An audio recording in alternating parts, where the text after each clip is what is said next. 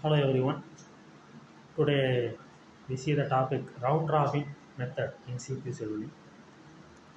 Uh, in CPU scheduling, the round robin method is the another one important one scheduling. Already we see the FCFS first come, first served. For the process coming, first one means the process finishing the processing first time and expired. This is the FCFS. Already we saw the FCFS scheme. The second one is round robin method. Here the round robin scheduling in FCFS scheme, it is the potentially bad for short jobs. So we decide the RR method. Round robin method already we called RR method. RR expansion is round robin. First the scheme is in the each process gets a small unit of CPU time. This is called time quantum.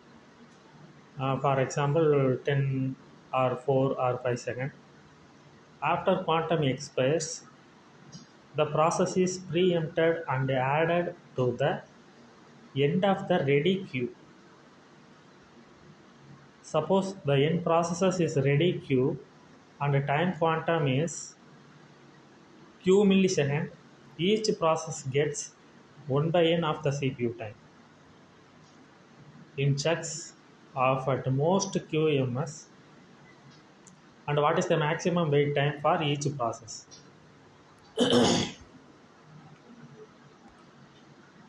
Here in the round robin scheme, each process gets a small unit of CPU time quantum. So these are all the steps available in the round robin scheme. Suppose we have the three process like P1, P2, P3 means P1 has something and P2, P3 has some expired time or burst time. The time quantum is 4 means first the CPU divides the area in 4 millisecond and then give the priority based processes and enter into the process and finishing the processes P1, P2, P3 in the round robin method. Okay. Here the performance depends on size of queue. It is an important one. Performance depends on size of queue.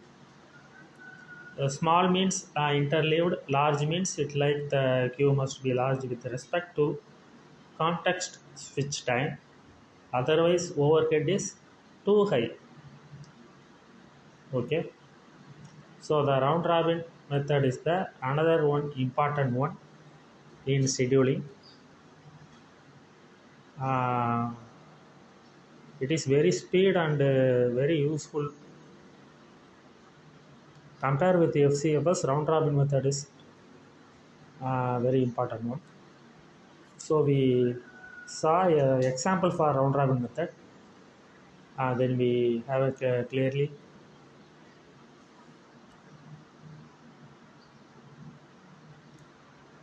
Uh, this is the example of round robin method.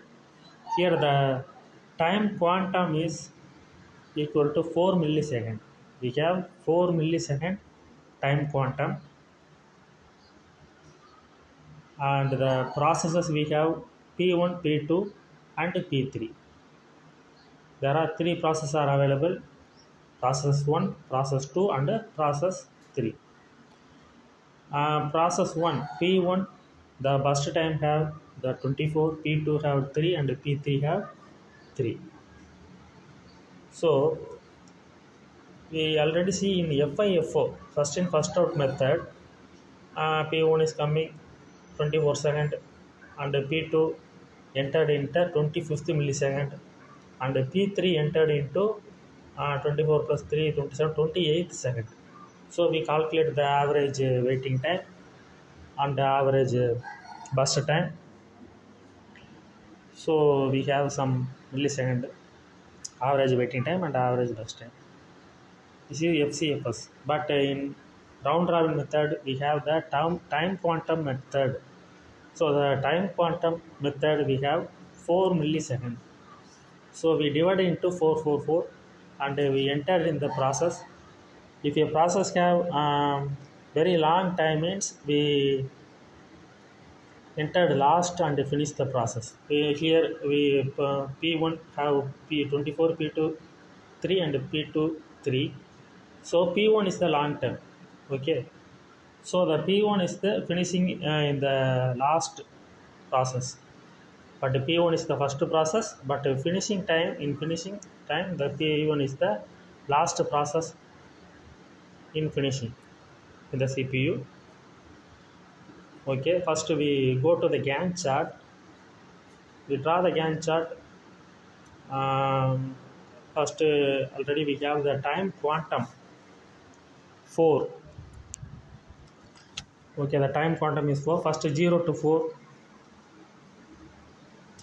Here the 0 to 4 we give to process 1 because process 1 have 24 millisecond. The time quantum we have the 4 millisecond is the time quantum. So first 0 to 4 you give to process 1, which remaining is 24 minus 4, remaining millisecond is 20 millisecond. And another one is P2. P2 is the shortest process because only 3 millisecond have. So we entered another one is P2 into the CPU. So 4 to 7 we finish the P2. P2 entered into 5th and finishing in the 7th millisecond. Okay, P2 is over. Another one is P3. Here P3 already have P3 is a smallest process because only 3 millisecond the process have. So another one is you enter the CPU is P3. So 7 to 10. Okay. P3 is entered into 8th millisecond and finishing in the 10th millisecond.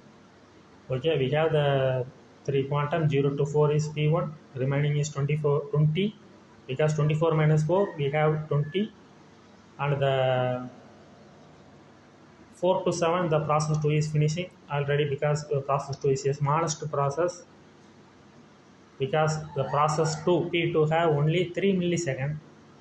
Another one is P3. P3 is the only 3 milliseconds, so 7 to 10 finishing the P3. Then the remaining P1 have 20 millisecond. Okay, so here the 20 millisecond you give the another 4 millisecond quantum to P1. Okay, then 10 to 14. 10 to 14 means the P1 10 to 14. So another 4 means we already finishing the 4 quantum. So 24 minus 20. Sorry, 24 minus 4 we have 20. Here another 4 we have. So 20 minus 4 we have only 16. Then 14 to 18 the another quantum. So minus another one quantum. 16 minus 4 we have 12. And 18 to 22 another 4 we have. 12 we minus 4 we have 8. Then 22 26 is another quantum. Already we have 8. 8 minus 4 equal to 4. Last only 4 milliseconds are remaining. So 26 to 30. So P1 is finishing in the last time. Okay. This is the concept of round robin method. It is also called the time quantum method. And already I say once again, P1 24, P2 3 and P3 3 millisecond. First P1 give the 4 time quantum 0 to 4 and P2 give to 4 to 7 and P3 give to 7 to 10. So here P2 P3 are finishing. Remaining is P1. Already we have you will give the 4 time quantum to P1. So 24 minus 4 equal to 20. So 20 divided by 4 means we have 5. 5 into 4 equal to 20. So remaining process 5 quantum is available 1, 2, 3, 4, 5. Last finishing time is 30. Okay, then 24 plus 3 plus 3 equal to 30. We're finishing the process 3 processes P1, P2, P3 into 30 millisecond. Okay, these are all the difference between FCFS and the round robin method. We see the another topic in the next session. Thank you.